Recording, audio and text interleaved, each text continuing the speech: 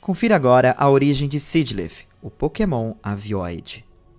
As linhas de Nazca são grupos de grandes geoglifos feitos no solo do deserto de Nazca, no sul do Peru. Eles foram criados entre 500 anos antes de Cristo até mesmo 500 anos depois de Cristo, por pessoas que faziam incisões rasas no solo do deserto, deixando exposta a sujeiras e cores diferentes. Algumas dessas linhas você consegue ver melhor do céu, embora muitas sejam também visíveis do solo. Os números variam em complexidade. Centenas são linhas simples e formas geométricas. Mais de 70 são designs zoomórficos, incluindo beija-flor, aranha, peixe, pássaro, macaco, lagarto, cachorro, gato e um ser humano. Outras formas incluem árvores e flores. Os estudiosos diferem a interpretação do propósito desses projetos, mas em geral eles atribuem ao significado religioso.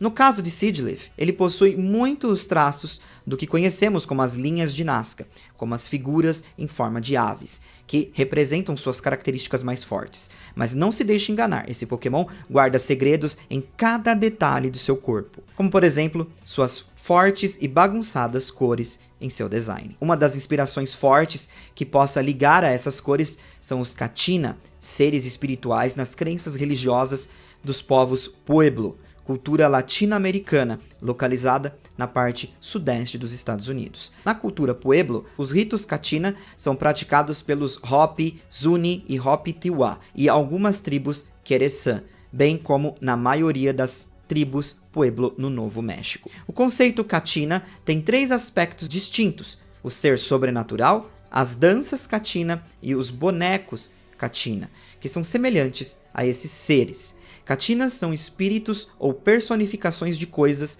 do mundo real. Acredita-se que esses espíritos visitem aldeias Hopi durante a primeira metade do ano. Um Kachina pode representar qualquer coisa do mundo natural ou do cosmos, desde um ancestral até um elemento. Pode haver Kachinas para o sol, estrelas, tempestades, vento, o milho, insetos, bem como muitos outros conceitos.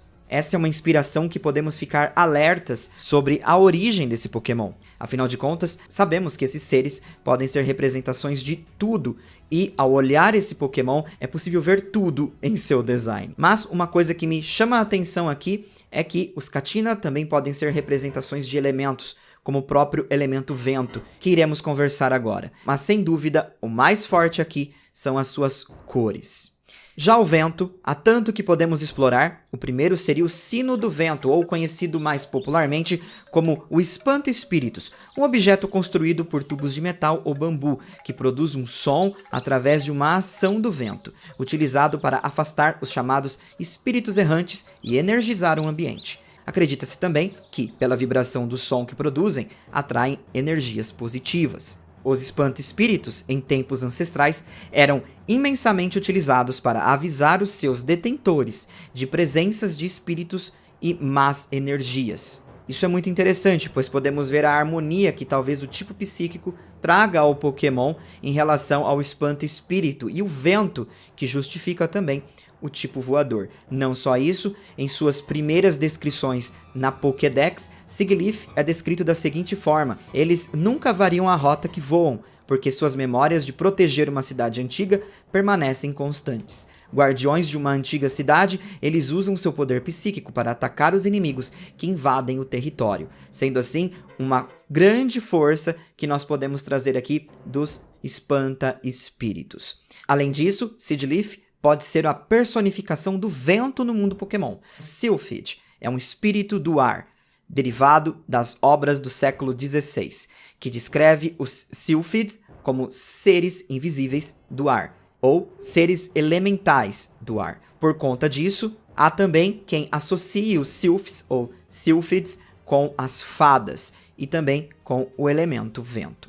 Sigilyph é a junção de 2 palavras, sigilo e glifo. Sigilo é tipo um símbolo usado na magia. O termo geralmente se refere a um tipo de assinatura pictórica, de um anjo ou de uma entidade. No uso moderno, especialmente no contexto da magia do caos, refere-se a uma representação simbólica do resultado desejado do praticante. O glifo é um símbolo elementar dentro de um conjunto de acordo de símbolos, destinado a representar um caractere legível para fins de escrita. Os glifos são considerados marcas únicas, que somam a grafia de uma palavra ou contribuem para um significado específico do que está escrito. Esse significado depende do uso cultural e social. Na Pokédex, Sigilyph também é descrito da seguinte forma: o poder psíquico permite que esses Pokémon voem. Alguns dizem que foram guardiões de uma cidade antiga, outros dizem que foram emissários desses guardiões. Uma descoberta foi feita no deserto onde Sigilyph voa, as ruínas do que pode ter sido uma cidade perdida sobre as areias. O deserto provavelmente clama por esse Pokémon. Podemos ver que o fato dele voar está muito mais ligado à sua energia psíquica. Então, talvez o verdadeiro conceito de Sigilyph não esteja entre os bonecos espirituais, espanta-espíritos ou nas famosas linhas de Nazca, mas sim no Egito. Ra é o deus egípcio do sol, sendo a principal divindade na religião egípcia. O culto do deus Sol foi muito próspero no Egito, sendo a principal forma de adoração e culto oficial por cerca de 20 séculos. Ao longo do tempo, esta divindade foi associada a outros deuses, e sua existência está intimamente ligada à realeza, pois Ra teria vivido em Heliópolis e regido o Egito antes mesmo das dinastias históricas, das quais os faraós seriam seus descendentes. Mas aonde Ra poderia entrar na origem de Sigilyph? Ra, o deus do sol, era representado comumente pelo sol do meio-dia e possuía o obelisco como uma insígnia, o qual era considerado um raio de sol petrificado. Na sua forma animal, ele poderia se transmutar em um falcão, leão, gato ou até mesmo pássaro beno. Em um mito específico, Ra envia seu olho para procurar seus filhos perdidos. O olho, por sua vez, foi capaz de trazê-los de volta, e Ra cultivou um novo olho em seu lugar, o que fez o olho original se sentir traído. Para torná-lo feliz novamente, Ra transformou o olho em um Uraeus e colocou-o na testa. Portanto, o disco solar, rodeado por suas cobras, tornou-se a representação do olho de Ra. Sendo assim, Ra possuía seus 2 olhos e um olho em sua testa. No caso, um terceiro olho. Não só isso, o olho de Ra é um símbolo muito forte. O olho simbólico teve uma presença avassaladora na iconografia egípcia antiga. Às vezes, o olho de Ra é visto como uma extensão do grande poder de Ra. O olho de Ra é considerado como o possuidor do poder violento e perigoso, no qual Ra pode confiar para ajudar e subjugar seus inimigos. Normalmente era conhecido como a força violenta e destrutiva ligado ao calor. O olho, em resumo, traz a sua essência o simbolismo, que, como citamos, está estampado no nome de Sigilyph. No Japão, esse Pokémon se chama Symbolor, que vem de símbolo, Bora e Ra. Além disso, em entrevistas, Ken Sugimori informou que o conceito inicial desse Pokémon era bem mais intenso, mas outras pessoas decidiram adicionar outros aspectos a esse Pokémon, o tornando como ele é hoje. E ele afirma que é interessante ver como o Pokémon tem características tão fortes. Então, em resumo, Sigilyph é um amontoado de referências, mas também a Ra, que mistura com referências americanas. Falando nisso, talvez o fato de Sigilyph poder ser uma referência a Ra, o deus do sol, justifique a sua capacidade de também poder usar o raio solar via TM. Seja qual for a inspiração por trás desse Pokémon, não há dúvida que é um Pokémon que possui uma carga de inspirações muito forte.